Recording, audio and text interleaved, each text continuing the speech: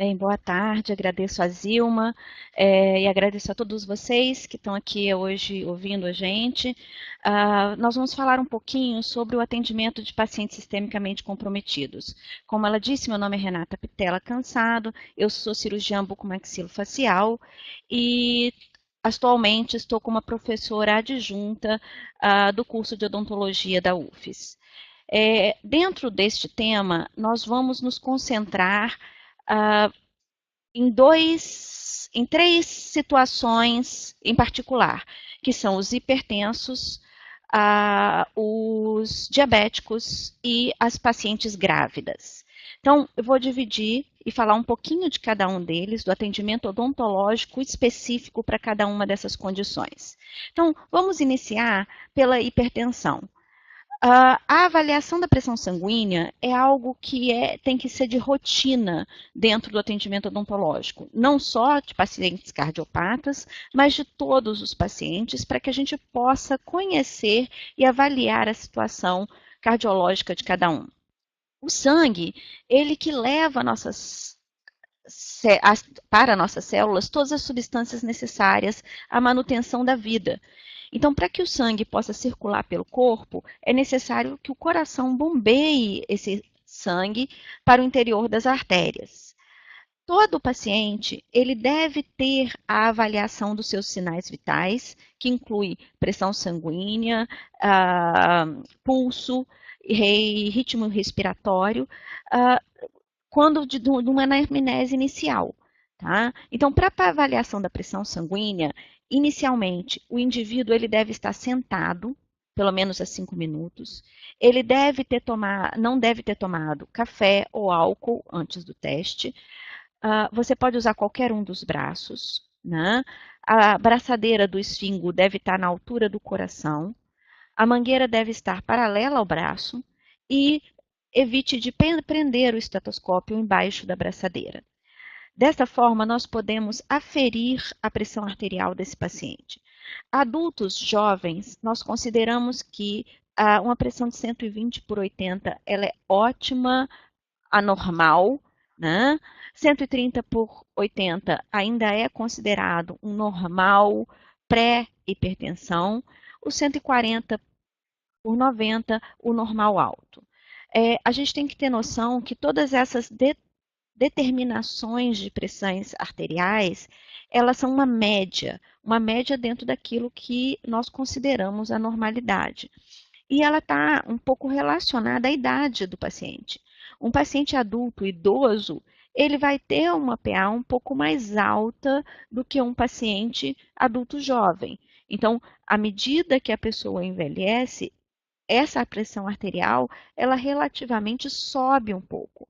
Então, o que eu encontro num paciente de 20 anos e acho 120 por 80 normal e o 140 por 90 um normal alto, no 140 por 70, 140 por 80, num paciente idoso, pode estar totalmente dentro da sua normalidade. A frequência cardíaca de repouso, ela é o número de batimentos cardíacos por minuto, né? Quando esse paciente não está fazendo nenhum tipo de atividade física. Esse pulso eu posso aferir como pulso radial ou pulso carotídeo. Né?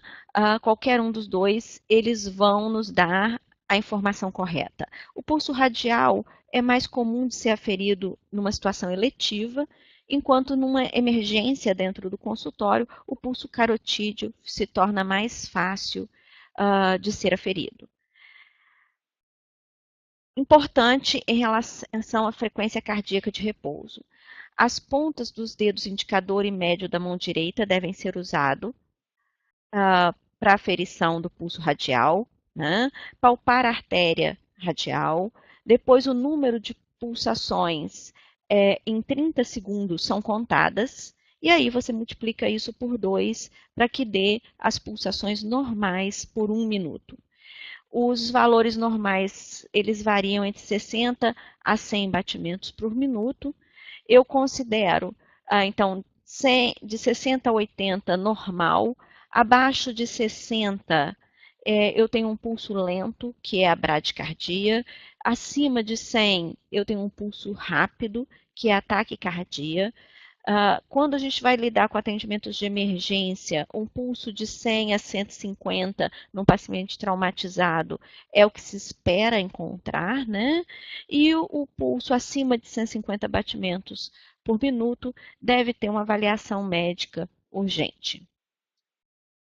Entre os problemas cardiovasculares, existe uma gama de situações que a gente pode encontrar quando o paciente vem buscar atendimento odontológico. Na anamnese, quando nós procuramos por informações em relação a problemas cardiovasculares, é importante levantar a história familiar desse paciente. Normalmente, pacientes com vida sedentária deve soar um alertazinho para a gente. Pacientes fumantes, né, que são pessoas que entram dentro de um grupo de risco.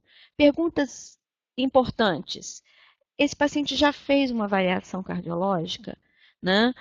Quando você pergunta para o paciente na anamnese se ele já foi submetido a algum procedimento cirúrgico, por exemplo, se ele já se submeteu a um procedimento cirúrgico, provavelmente para esse procedimento cirúrgico ele teve uma avaliação cardiológica feita previamente. Então, isso já traz algumas informações para a gente.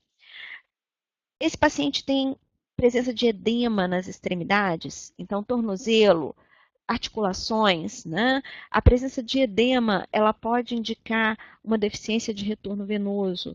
Então, muito comum, por exemplo, na insuficiência cardíaca. Sensação de dor no peito ou no braço esquerdo. Eu posso estar identificando pacientes com quadros de angina instável. Né? Aí, alterações da pressão arterial, que é o mais comum da gente estar encontrando na nossa rotina diária. E, como a gente falou, a gente vai tentar identificar fatores de risco. Né? Então, a gente sabe que os problemas cardiovasculares têm um componente hereditário. Tá? Eles normalmente podem ocorrer tanto no sexo feminino como no sexo masculino. A idade, quanto mais idoso o paciente, né? Quanto mais avançada a idade, maior a probabilidade de nós encontrarmos esses problemas.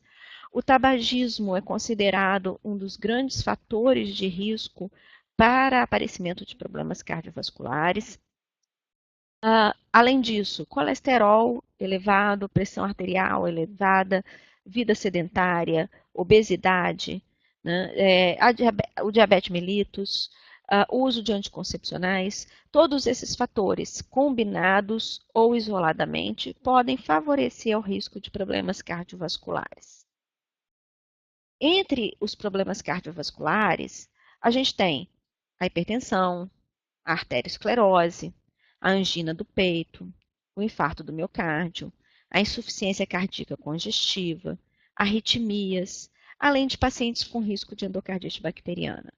Nós vamos nos concentrar nessa aula de hoje na hipertensão, tá? Não só pela incidência na população, que é muito mais alta do que o dos outros problemas cardiovasculares, como ela pode ser um dos grandes fatores de risco para o aparecimento das outras. Né? Então, pacientes hipertensos têm uma grande probabilidade de terem angina, de terem infarto, de desenvolverem uma insuficiência cardíaca congestiva. Né? Então, a hipertensão se torna não só o que a gente vê de rotina entrando no nosso ambulatório, como também é um fator de risco para outras situações. Então, o que seria a hipertensão? A hipertensão, ela é a elevação anormal da pressão sanguínea sistólica em repouso, acima de 140 milímetros de mercúrio, ou a elevação da pressão diastólica acima de 90 milímetros de mercúrio, levando em consideração aquilo que a gente comentou antes, que a idade é um fator importante na avaliação da normalidade dessa pressão arterial. Quais são os sintomas que um paciente hipertenso pode ter? A gente sabe que a hipertensão ela pode não ter sintomas muito claros. e passar desapercebida por uma grande gama de pessoas, né? Em outras situações, você pode ter uma sensação de mal-estar, o paciente pode sentir mais ansiedade, agitação, cefaleia pode ser uma característica de uma hipertensão mais severa, tontura, uma visão turva, a dor no peito, tosse, falta de ar, né? Alguma dessas situações vão estar mais relacionadas a um paciente que já está com um grau de hipertensão elevado, caminhando aí para uma insuficiência cardíaca ou para uma situação um pouco mais grave. E é exatamente por nós só termos esses sintomas em estágios mais avançados que muitos pacientes são diagnosticados hipertensos dentro dos consultórios odontológicos, porque eles não têm conhecimento de que eles possuem uma pressão arterial que está fora do normal, eles não frequentam o médico com uma rotina, já que se consideram saudáveis, mas eles vão ao dentista. Então, se nós incutirmos o hábito da aferição de pressão arterial de rotina dentro do consultório, vocês vão começar a perceber que vocês vão identificar vários pacientes que não tinham conhecimento da doença, mas que no momento estão hipertensos e devem, então, ser encaminhados para médicos para fazerem avaliações. Existem algumas alterações sistêmicas que vão acontecer no paciente hipertenso. Em relação ao sistema nervoso central, eu vou ter mais encefalopatias hipertensivas, a gente corre o risco de hemorragias, levando a acidentes vasculares encefálicos, né? Uma grande porcentagem de acidentes vasculares encefálicos, principalmente os isquêmicos, ocorrem em pacientes hipertensos. Né? Quando a gente fala dos hemorrágicos, às vezes você vai ter malformações venosas ou arteriais associadas, mas dentro dos isquêmicos a hipertensão tem um peso muito grande. Em relação ao coração, a hipertensão ela pode levar a uma angina, a uma insuficiência cardíaca ou a morte súbita através de um infarto. No sistema vascular, a gente pode acarretar obstruções de carótida, aneurismas de aorta, né? No sistema oftálmico, né, visual, a gente pode ter retinopatias, aumento de pressão intraocular. Então, existe uma gama de alterações nesses pacientes que são importantes da gente observar. E por que isso é importante? Se vocês repararem, por exemplo, às vezes o paciente hipertenso chega e a maioria dos dentistas, quando me procura ou vem tirar dúvidas, fala: Renata, mas o paciente está com dor, a gente quer ajudar esse paciente. Só que vejam a quantidade de alterações e de problemas que a hipertensão pode gerar sistemicamente nesse paciente. Então, você identificar essa hipertensão e forçar ou induzir esse paciente a procurar o médico é o melhor benefício que você pode dar ao seu paciente. Porque ele vai estar se prevenindo não só da dor odontológica, né? Mas ele vai estar se prevenindo de diversas complicações que a hipertensão é capaz de gerar na sua saúde geral. Então, várias dessas situações devem ser levadas em conta. E em relação ao tratamento do paciente hipertenso, a gente tem que, quando ele chegar, pensar: ok, então o paciente é hipertenso, eu identifiquei e encaminhei ao médico. Não, ele já tem conhecimento, ele relata que é hipertenso. Qual é a minha pergunta seguinte? Como ele controla essa hipertensão? Então, essa é uma informação que o dentista deve ter. Normalmente, pacientes hipertensos podem controlar sua pressão arterial através de diuréticos, como a hidroclortiazida, clortiazida, furosemida. Ele pode estar usando bloqueadores beta-adrenérgicos, como o propanolol, o atenolol. Ele pode estar usando bloqueadores de canais de cálcio, como ocorre com a nifedipina e o verapamil. Ele pode estar também usando inibidores da enzima conversora de angiotensina. Um exemplo disso é o captopril. ou medicações alfa-adrenérgicas, como a clonidina. Dentro desse grupo de medicações, é importante a gente identificar que os bloqueadores beta-adrenérgicos, eles vão ter interações medicamentosas em relação aos nossos anestésicos locais. Então, a associação dos dois é sempre cuidadosa, né, para que a gente não tenha nenhum tipo de complicação. Você levantando essas medicações, você também já vai estar dando uma noção de se esse paciente controla a doença, se ele tem ido frequentemente ao médico, né? Então, só a forma dele explicar o controle já é uma questão importante. Além das drogas, o tratamento da hipertensão, ele inclui uma mudança no estilo de vida.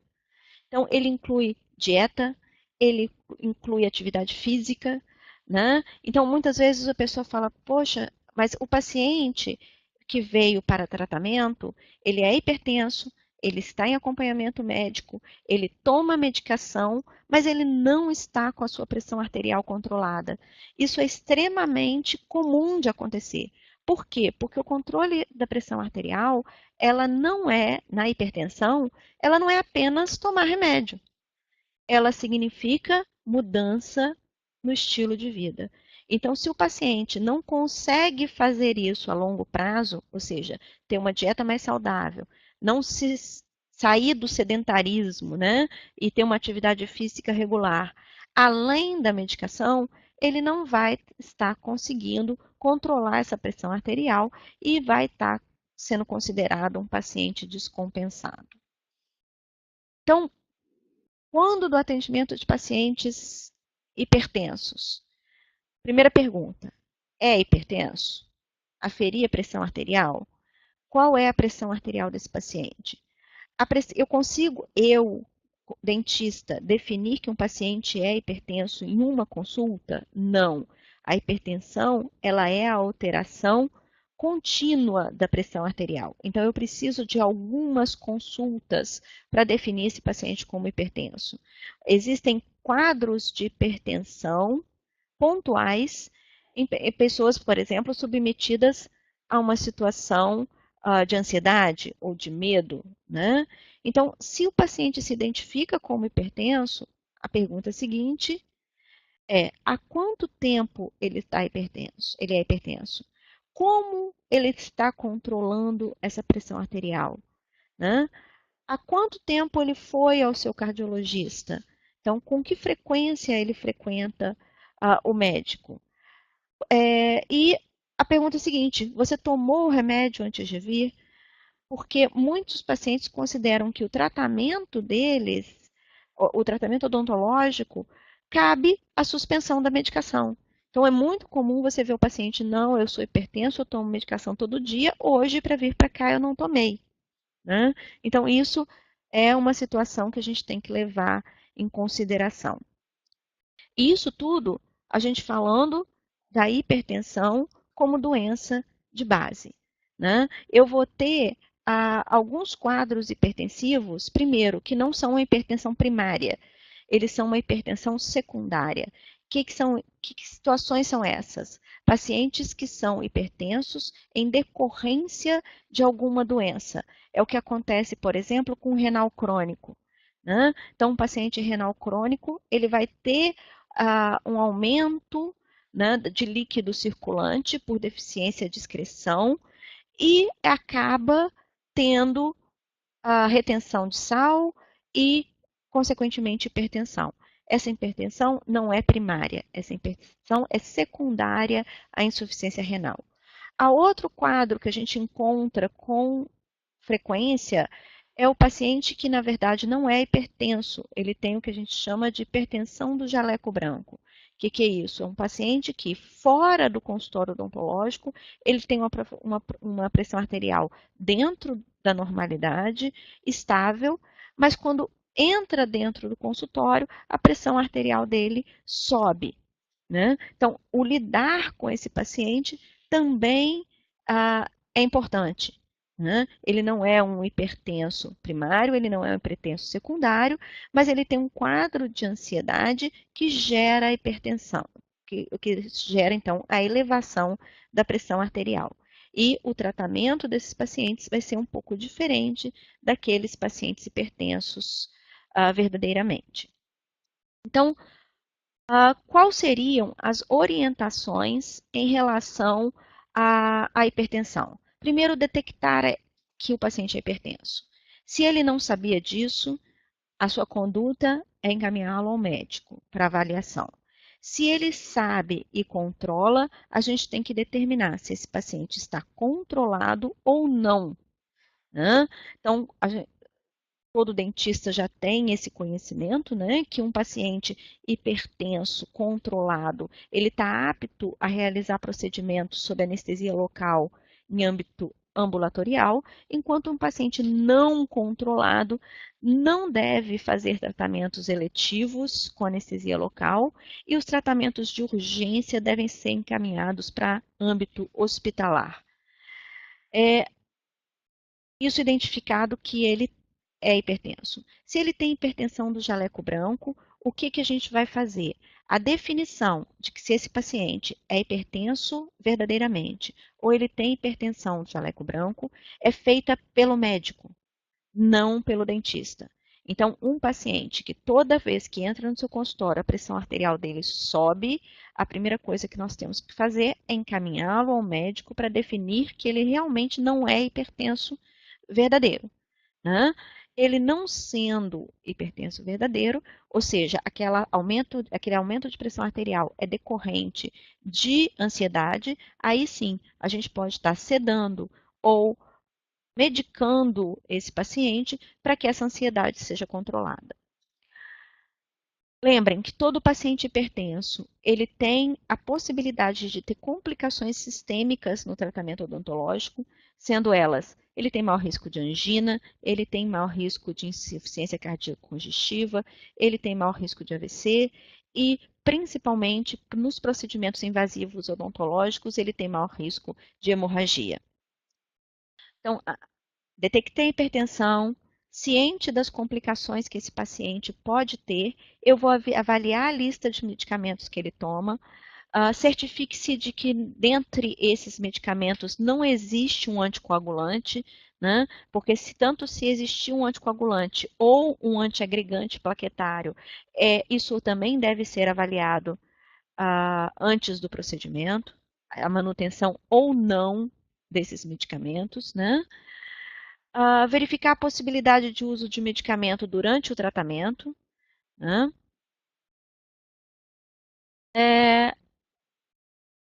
E tem algumas situações que nós podemos trazer para o paciente que causem tranquilidade, né? Então, um ambiente tranquilo dentro de um consultório odontológico é extremamente importante. A população em geral tem medo do dentista, né? Então, raramente uma pessoa ela chega ao dentista de forma totalmente tranquila. Então, não transmitir insegurança. Então, você se manter seguro da sua atitude. Isso ajuda o paciente a se tranquilizar. Um ambiente onde você e a atendente, né, o dentista e a atendente, eles possam conversar de forma calma, né, sem muita confusão ao redor. Isso é importante. Mantenha os instrumentais fora do campo de visão do paciente. Isso é uma coisa que a gente se habitua na odontopediatria, mas esquece quando lida com pacientes adultos. E o paciente adulto com medo ou com afobia, ele vai ter a mesma atitude de uma criança. No caso de hipertensos, você pode aferir a pressão arterial do paciente mais de uma vez. Como eu falei, a hipertensão ela não é isolada, ela é algo contínuo, avaliado no decorrer do tempo, né? Sempre que dúvida, peça o parecer do cardiologista. É um cuidado que tanto os cardiologistas consideram importante, como o paciente vai depois saber reconhecer que você está cuidando dele. E, no caso de qualquer alteração, o atendimento a nível hospitalar é importante. Em relação aos nossos tratamentos, Coisas importantes. É necessário o uso de vasoconstrictor não adrenérgico? Não. Um paciente cardiopata, hipertenso, controlado, ele pode sim usar adrenalina dentro de um limite, né, que normalmente é de 0,38 microgramas de adrenalina. Nós temos 0,38 microgramas de adrenalina em aproximadamente 2 tubetes que a gente usa para anestesia odontológica.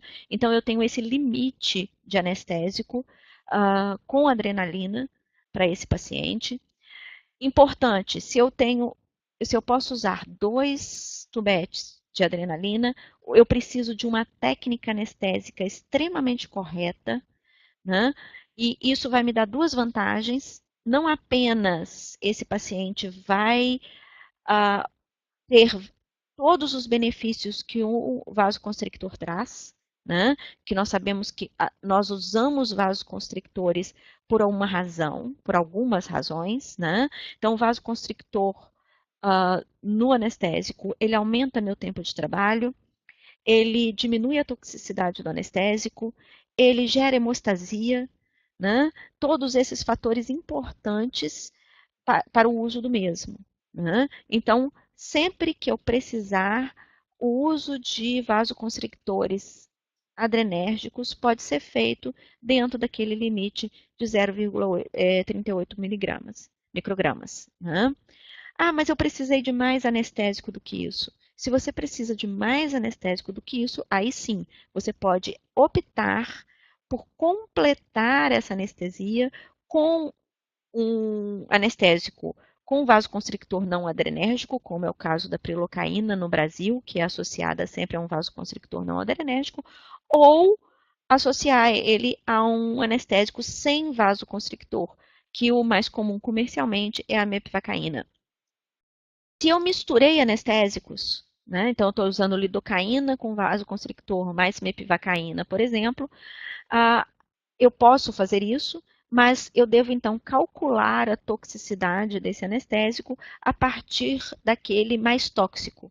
Então, no caso aqui, a mepivacaína. Então, se eu fiz 2 tubetes de anestesia com lidocaína com vasoconstrictor adrenérgico e completei com um tubete de mepivacaína, a partir de então, o meu cálculo de dosagem passa a ser o da mepivacaína e não o da lidocaína.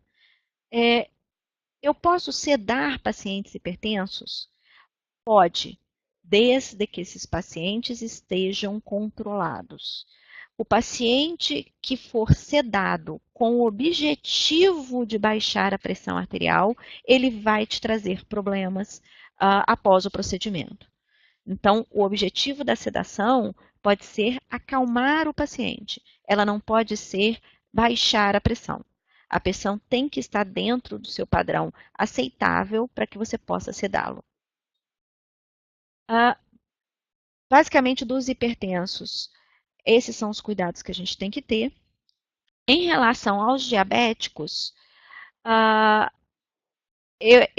diabetes ela se enquadra, assim como a hipertensão se enquadra dentro dos problemas cardiovasculares, a diabetes se enquadra dentro dos distúrbios endócrinos. Junto com a diabetes, entre os distúrbios endócrinos que a gente avalia dentro do atendimento odontológico, está os distúrbios das glândulas adrenais, que normalmente é o que vai ocorrer com pacientes em uso de corticoide contínuo, e os distúrbios da tireoide. Então, dentro desses, o que a gente vai falar hoje um pouquinho melhor vai ser sobre o diabetes mellitus, né? O conceito é uma doença provocada pela deficiência de produção e ou de ação da insulina, então que leva a sintomas agudos e a complicações crônicas que são características dessa doença. Eu tenho algumas formas de diabetes mellitus. Eu tenho a diabetes tipo 1, a tipo 2, a gestacional e algumas outras formas como a medicamentosa. A doença, a diabetes mellitus tipo 1, ela é uma doença autoimune, tá? Onde o paciente tem anticorpos contra a insulina. ela pode levar a lesões irreversíveis das células pancreáticas. Esse paciente geralmente é insulino dependente. A diabetes do tipo 2, nela o paciente cria uma resistência à ação da insulina, então ele tem a secreção normal da insulina, mas a ação dela é que não vai estar ativa. Nesses pacientes, normalmente, isso é gerado por obesidade, predisposição familiar, sedentarismo, então se associam vários padrões de risco. Ela ocorre, em geral, é uma lesão anatômica do pâncreas, essa é uma outra forma de diabetes, que ocorre em diversas agressões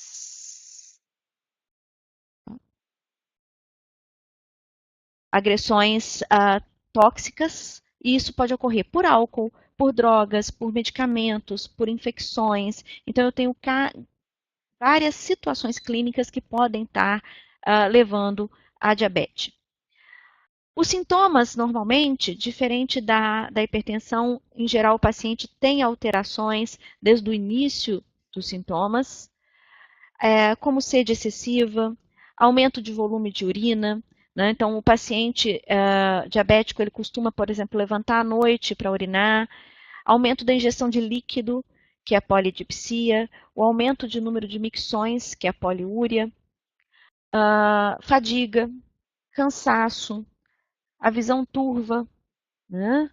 O aumento de apetite, como que é a polifagia, e em muitos casos vai começar a levar à perda de peso. Quais são as consequências que a diabetes pode acarretar a um paciente? Ela pode levar a doenças cerebrovasculares, entre outras. Então, é comum você ver hipertensão associada a diabetes, é comum ter um aumento de número de pacientes com AVC, né? Então, isso pode acontecer. Retinopatias também, então, problemas de retina, doenças renais, né? Neuropatias periféricas. Existe no diabético uma propensão à infecção que vai ser extremamente importante para nós, dentro da odontologia. Então, tanto procedimentos cirúrgicos têm maior dificuldade de regeneração tecidual, como tem uma propensão maior à infecção, assim como no caso das doenças periodontais. Então, pacientes diabéticos têm uma tendência a problemas periodontais. Cetoacidose, perda de visão. Então, são todas situações que a gente pode estar se defrontando.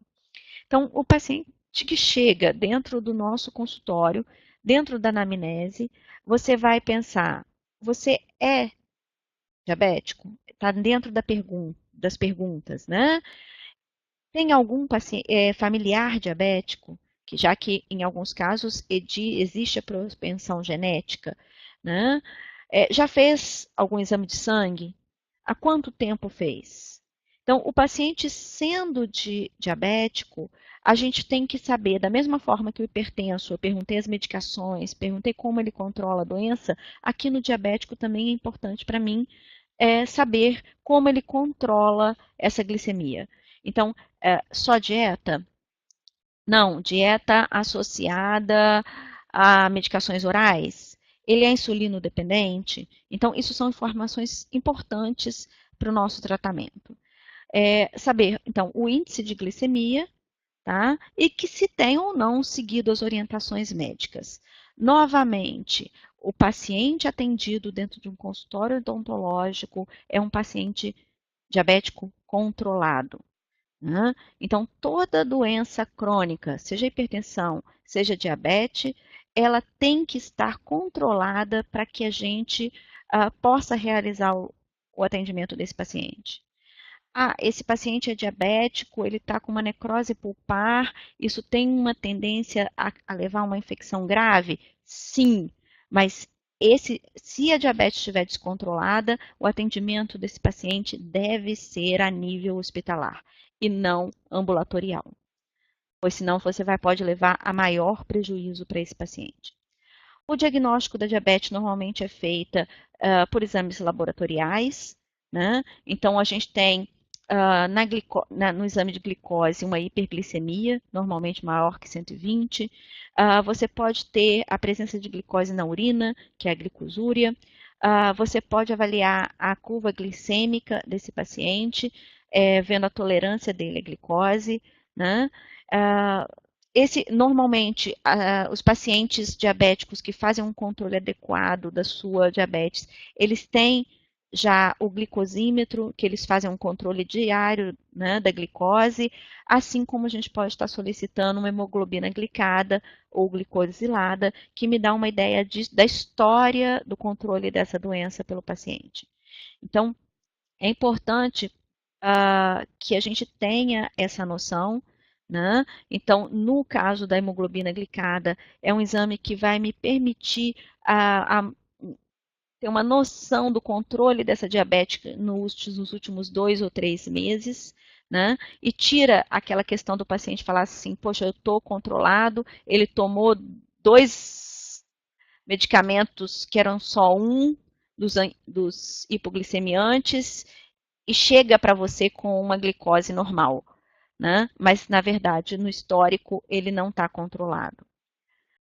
A diabetes tem vários achados bucais, então, como a gente já citou, a doença periodontal é um deles, língua fissurada, ardência na língua, então são características do paciente diabético. Durante o tratamento, então, vou atender um paciente diabético, eu tenho que ter a certeza de que ele está controlado. Isso eu vou fazer avaliando a glicemia, vendo a dieta, né?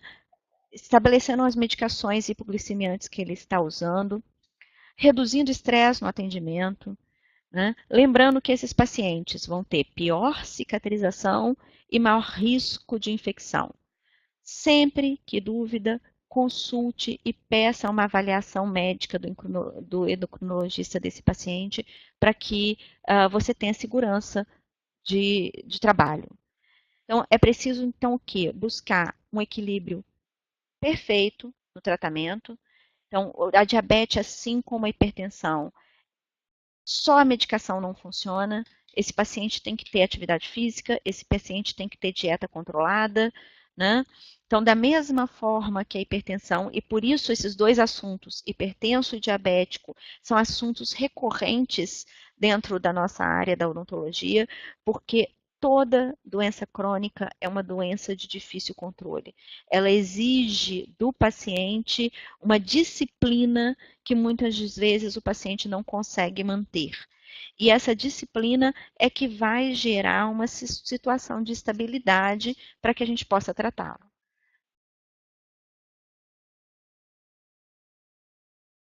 Dessa forma, a gente chega na paciente grávida. A paciente grávida não é uma paciente medicamente comprometida, né? Ela apenas está grávida, mas ela apresenta um conjunto único de considerações para o tratamento odontológico que muitas vezes gera dúvidas e acaba então enquadrando ela dentro do assunto de pacientes onde a gente tem que alterar ou prestar atenção em algumas características do tratamento. Então, a gente sabe que a grávida ela tem alterações hormonais, como, por exemplo, aumento da progesterona e do estrogênio, que afeta o tecido gengival. Então, é comum doenças periodontais ou lesões que aparecem na gravidez. A gente tem, por exemplo, o granuloma piogênico, que também é conhecido como granuloma gravídico, que aparece nas pacientes grávidas e está normalmente ligado às alterações hormonais que ela tem, né? A gente tem alterações da dieta e da nutrição, então existe um aumento da ingestão de carboidratos, o que aumenta o risco de cárie. Então, existe o mito de que a paciente grávida ela tem mais cárie. Isso não acontece por uma questão fisiológica, isso acontece por uma alteração na dieta, na mudança dos hábitos de dieta e higiene bucal associados, né? E também existe uma pequena anemia nessas pacientes. Então, o ácido fólico, por exemplo, é uma medicação comum na gravidez, exatamente para prevenir as deficiências de ferro e, consequentemente, a anemia que podem acontecer nessas grávidas. Por isso, você saber que aquela paciente grávida que você está atendendo está fazendo um pré-natal adequado é importante, né?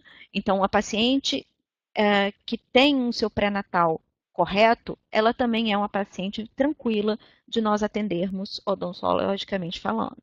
Enquanto que aquela que não tem controle da própria gravidez, ela traz consigo problemas que podem piorar a situação no atendimento odontológico.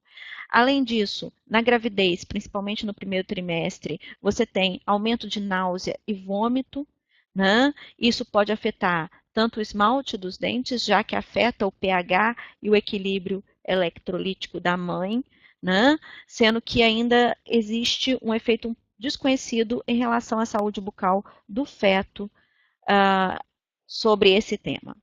Então, mulheres grávidas, elas podem se submeter a tratamento dentário essencial com segurança, preferencialmente entre a 13ª e a 21ª semana de gestação.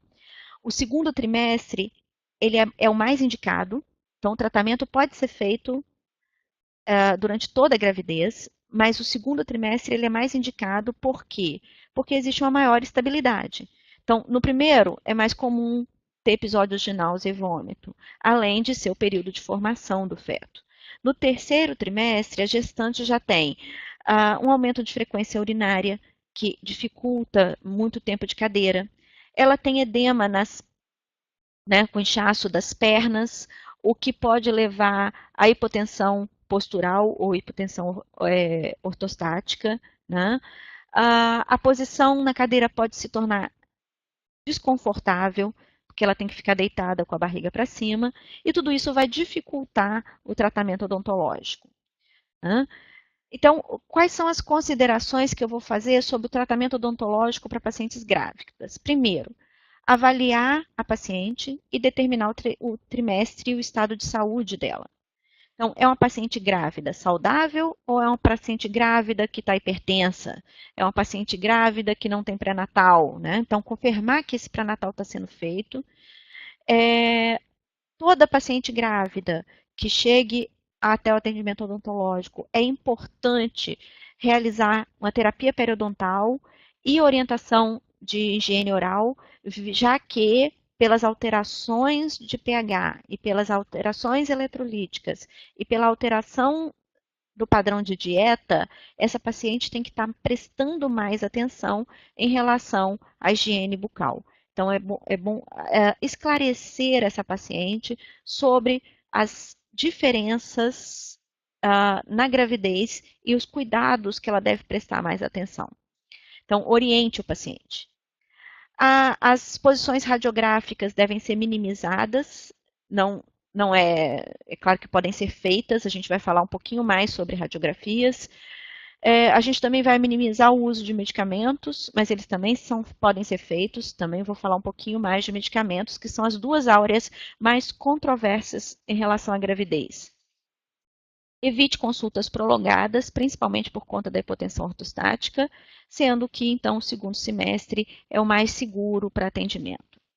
Então, em relação às radiografias, usualmente se recomenda que um feto não receba mais do que 5 rads de radiação, né? A maioria dos exames necessita de quantidade muito menor do que isso, né? Então, se a gente olhar a tabela aqui, você vai ver que o crânio, a dose de radiação fetal estimada é de 0,004, o que significa que para atingir os 5 rads que seriam danosos ao feto, eu vou precisar fazer 1.250 radiografias nessa paciente, né? Então, é uma gama muito grande de radiografias, né? Então, em geral, as radiografias são seguras. Além disso, as tomadas radiográficas dentárias, elas são direcionadas para a região abdominal, não são direcionadas para a região abdominal, concentram-se na cabeça, né, maxila e mandíbula. Além disso, o tempo médio de exposição à radiação é pequeno, é de 0,2 segundos, né? A exposição, como a gente falou, é muito pequena. Só para vocês terem uma ideia, aquilo que eu falei para vocês do crânio, do raio-x de crânio, é para radiografias, por exemplo, PA de mandíbula, perfil, né? Quando eu pego periapicais, se eu faço 18 radiografias periapicais com filme D, que é ultra rápido, usando avental de chumbo, o que se estima é 0,0001 RADs para a gente em relação ao feto, né? Do que o feto vai receber. Então, o que a gente deve observar para radiografia em grávidas? Utilização de avental de chumbo com protetor de tireoide, uso de filmes ultra rápidos e posicionamento correto para evitar repetições. Vou fazer normalmente? Não. Foi aquilo que a gente falou. Nós vamos minimizar. Ou seja, você vai fazer estritamente o que for necessário. Não se faz excesso de radiografias. Então, só aquilo que realmente se precisa ser feito. Sempre que a gente lida com pacientes com qualquer comprometimento, você tem que fazer uma avaliação de custo-benefício. Então, qual é o benefício que aquele raio-x vai trazer no tratamento? Ele é essencial ou não? Né? Então, isso é sempre a pergunta que a gente tem que se colocar. A mesma coisa em relação às medicações. Então, existe uma classificação da FDA em relação à gravidez e medicações. Né? Nessa, a FDA classifica as medicações de A a E, sendo que as classificadas como A, elas são de estudos controlados em humanos que não conseguiram demonstrar um risco dessa medicação para o feto, né? E a possibilidade, portanto, de um dano fetal parece ser remota. B são aqueles onde os estudos em animais não indicam risco fetal e em humanos ainda não foram conduzidos. Ou eu tenho estudos em animais que apresentaram riscos fetais, mas nos humanos, quando foi feito, não apresentou risco. Então, essas medicações são classificadas como B. C são estudos em animais que apresentam um risco, mas em humanos ainda não foram conduzidos. Né? Então, ou seja, teve risco no animal, mas não foi conduzido em humanos. Ou estudos que não foram conduzidos nem em animais, nem em humanos. D é quando eu tenho uma evidência positiva de risco para o feto humano, mas, em certas situações, a droga pode ser usada apesar do risco, desde que o risco compense o benefício. E existe evidência de anomalia e risco fetal baseado tanto em experiências em humanos e o risco supera qualquer benefício esperado, então essas medicações não devem ser usadas de forma alguma. Né? Se vocês repararem, essa classificação, em nenhum momento, ela diz essa medicação não causa mal nenhum. Né? Então, ela diz o quê? No A lá, que a possibilidade de dano fetal parece remota.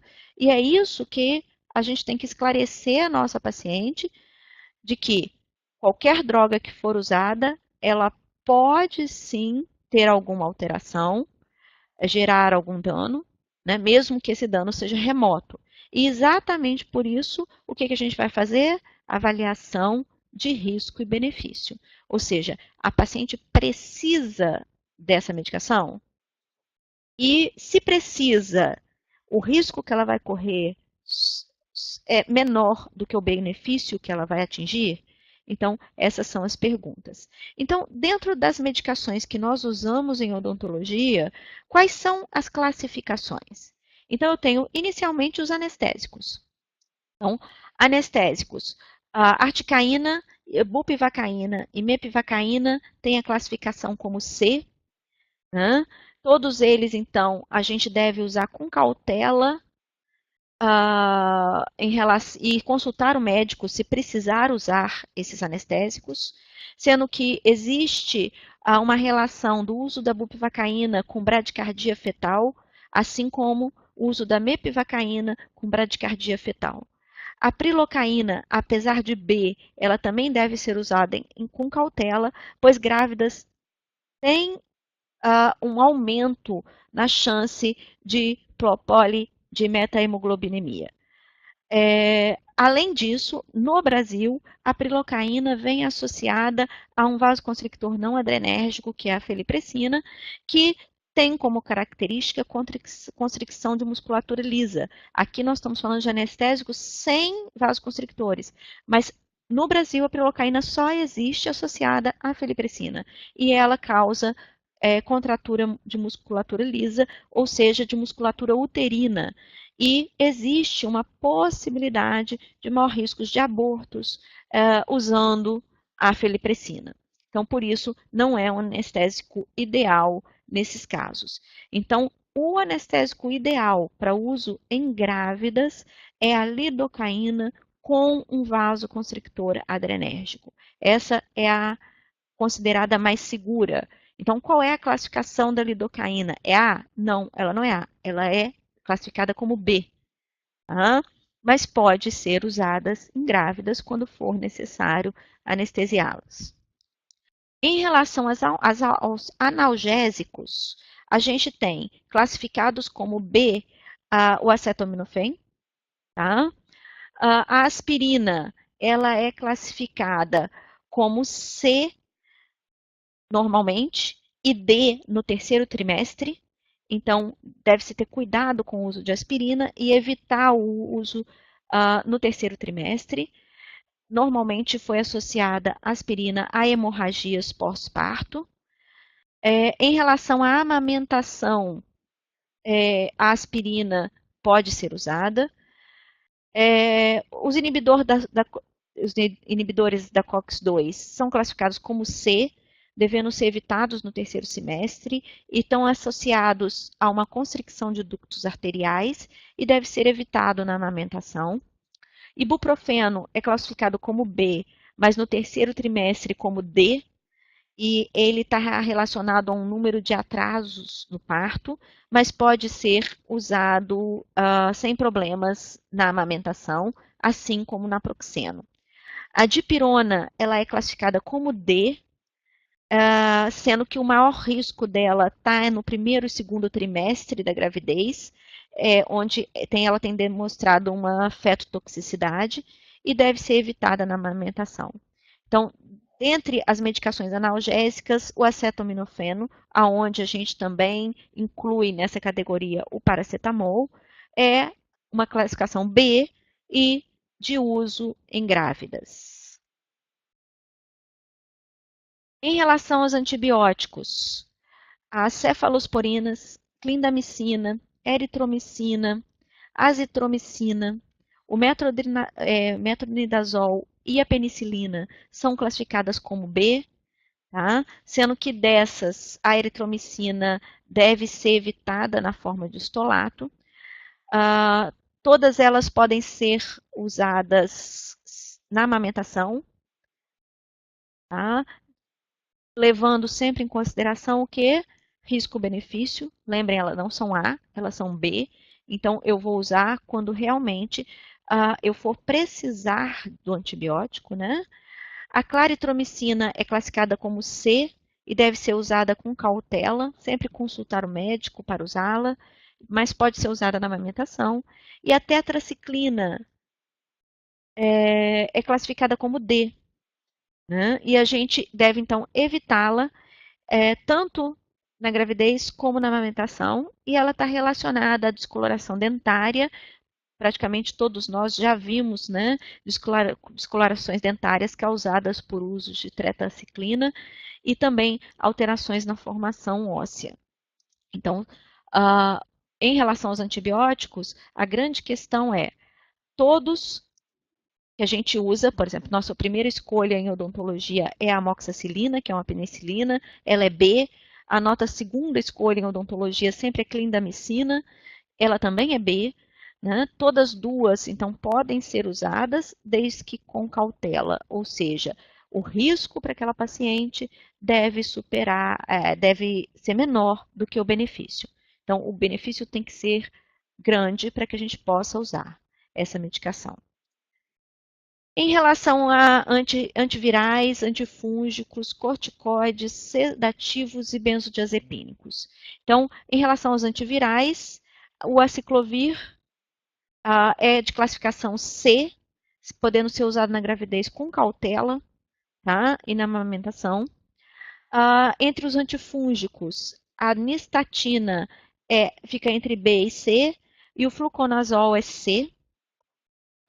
Também, todos os dois devem ser usados com cautela, sempre risco-benefício.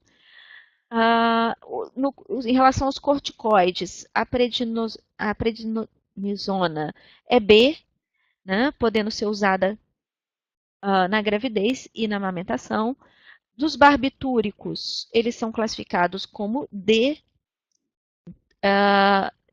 tendo que ser evitados. Estão relacionados normalmente à depressão respiratória pré-natal e devem ser evitados também na amamentação. Diazepam, lorazepam e ansiolíticos e benzodiazepínicos no geral também são classificados como D e devem ser evitados na gravidez. E existe uma relação já determinada cientificamente entre o uso de benzodiazepínicos e riscos de fendas orais no feto quando da sua formação. Elas também devem ser evitadas na amamentação.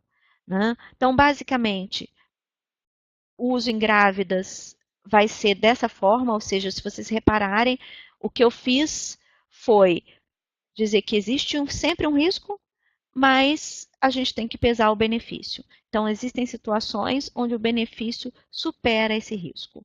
Em relação à bibliografia, esse livro é um livro base para qualquer tipo de procedimento odontológico, é um livro que vale a pena a gente ter como de cabeceira, que é o manejo odontológico do paciente clinicamente comprometido, e vocês vão encontrar extremamente bem explicado essas 3 situações clínicas, do hipertenso, do diabético e da gestante.